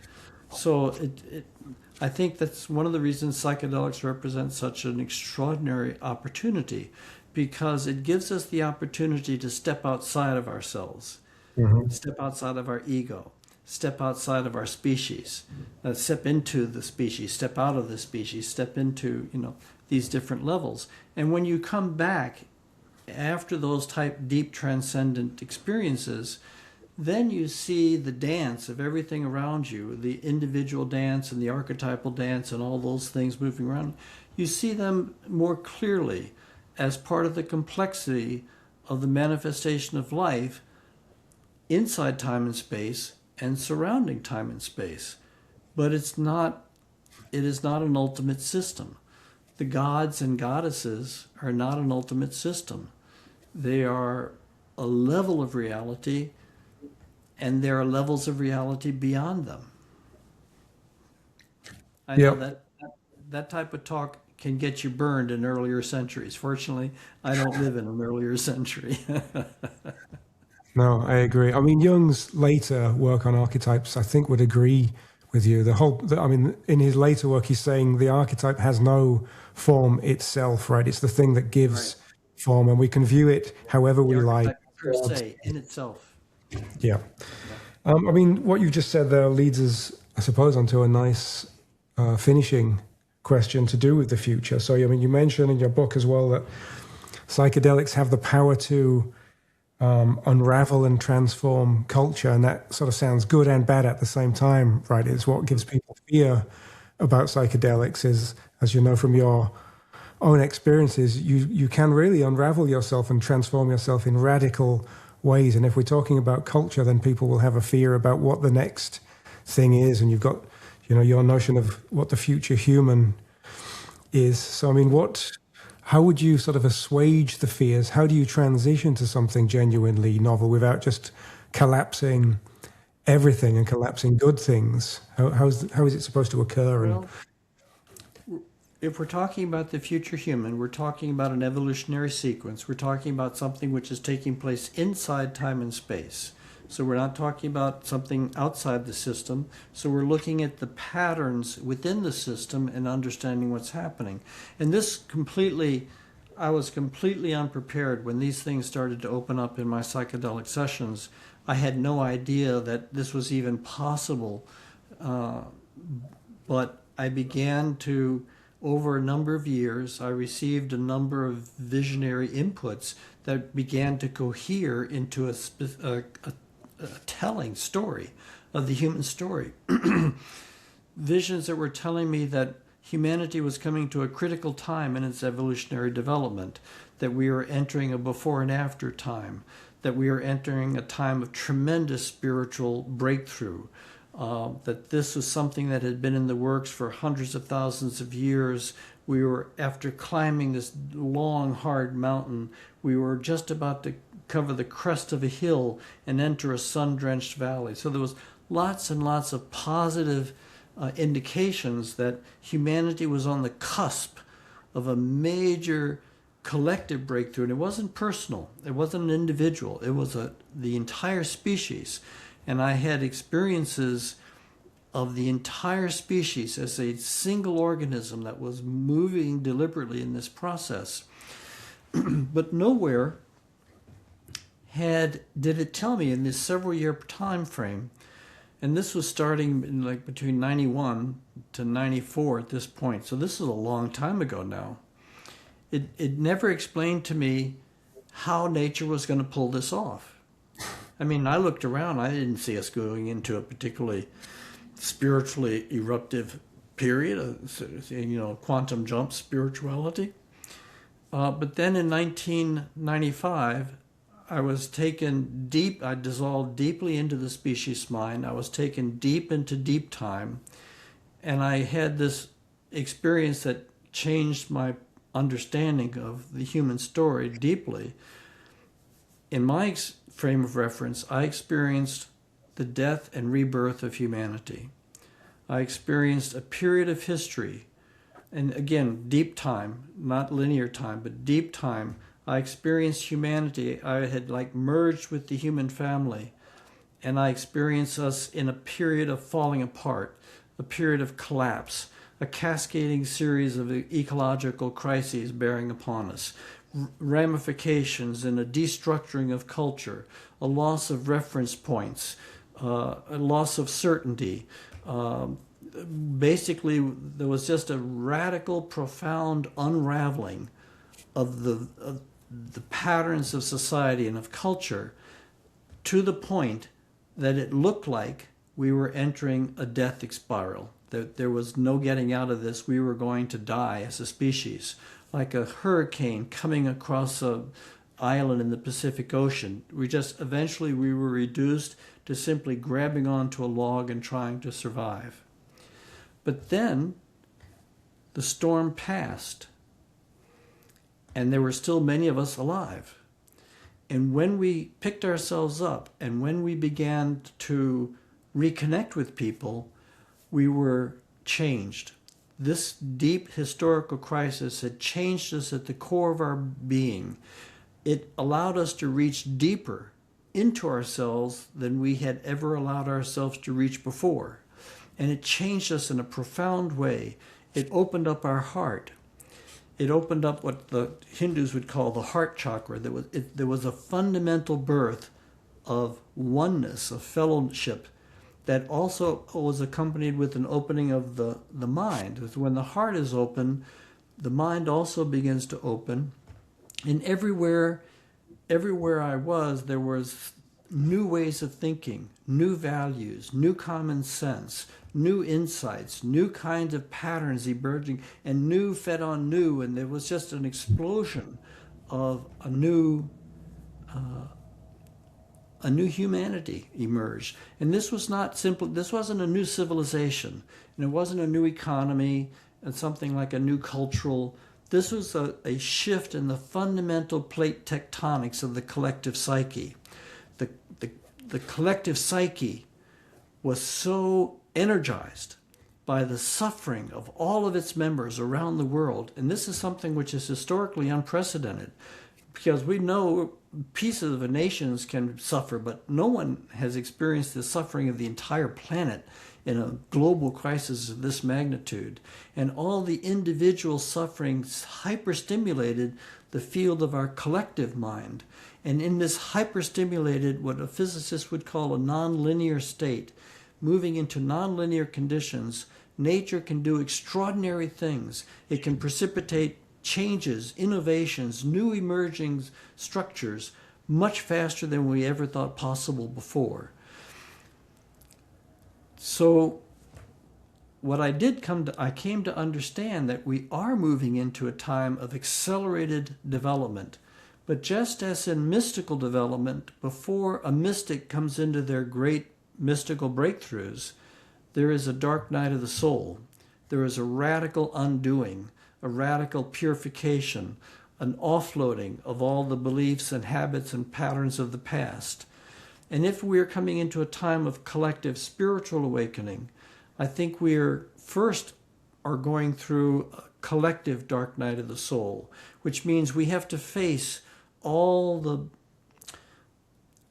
habits of mind, all the habits of thinking, all the divisions that we've drawn in history, and the divisions between religions, and the divisions between classes, and the divisions between races. And just, we have to literally let go of the habits of history, clear this out in order to open to this infusion of an opportunity of a deeper experience of ourselves and a deeper relationship with the universe.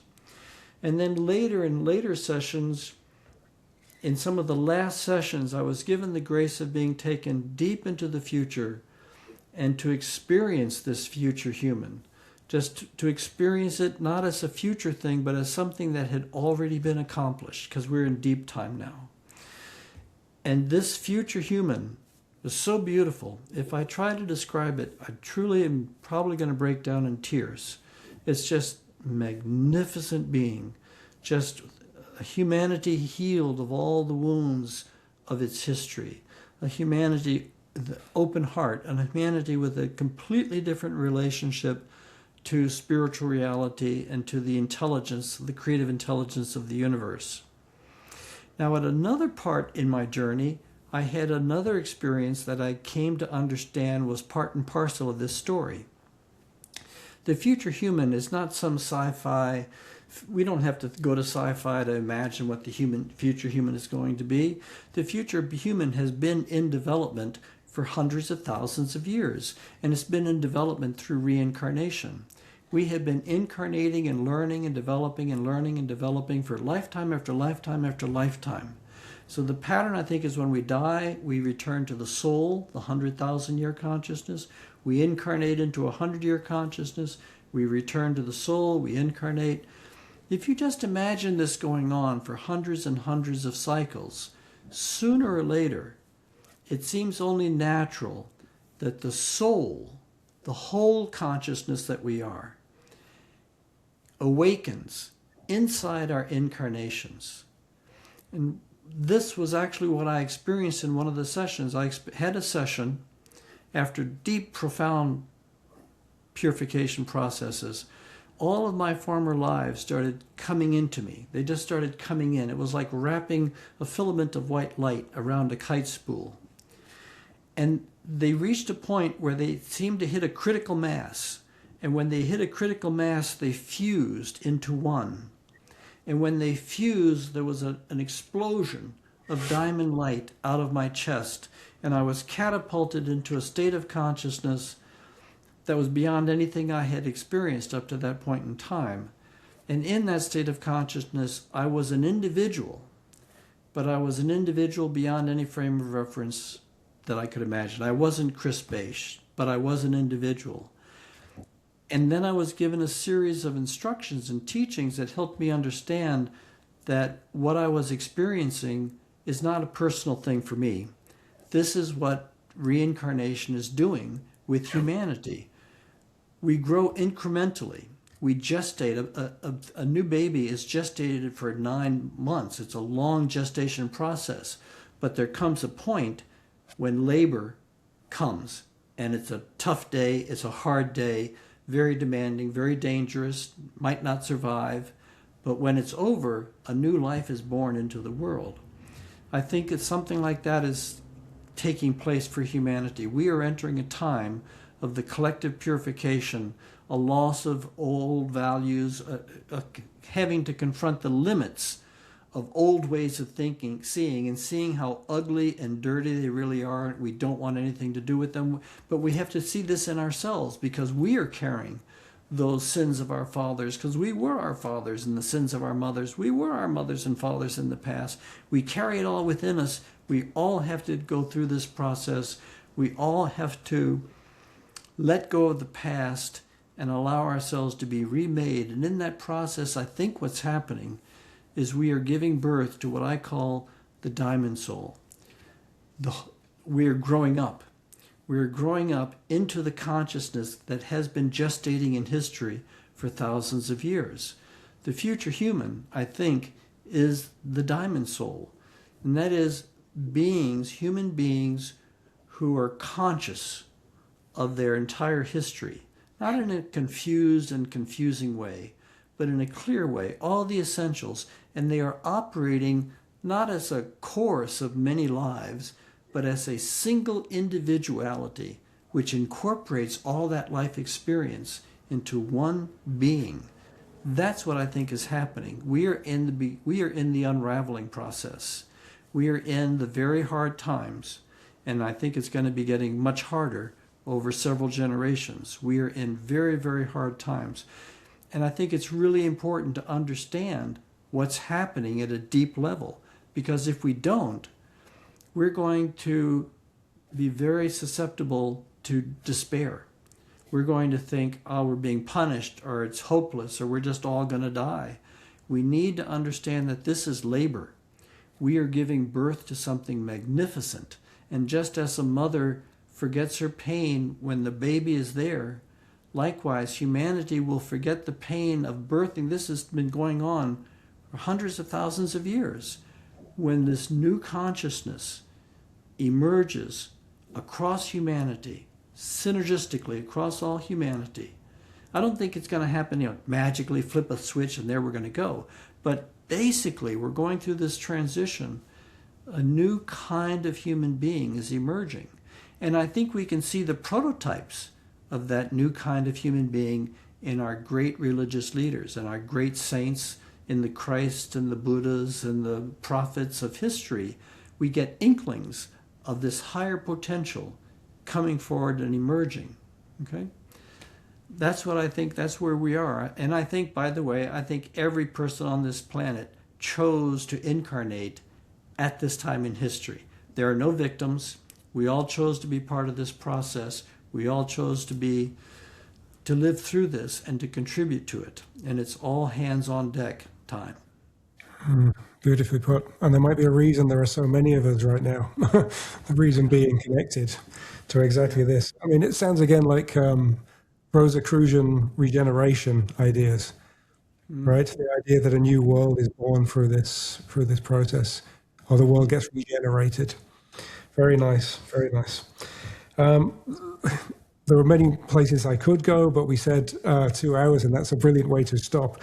Maybe in the future, we could discuss where this conversation was leading, which is more to the deep ecology of mind stuff, I suppose, and maybe just focus solely on that topic, because I still have a lot of things to talk to you about. It's been a real pleasure to have this conversation. I want to thank you for allowing me to have this conversation with your viewers. It's been an honor, and it's been a real pleasure. Yeah, likewise. Thank you very much.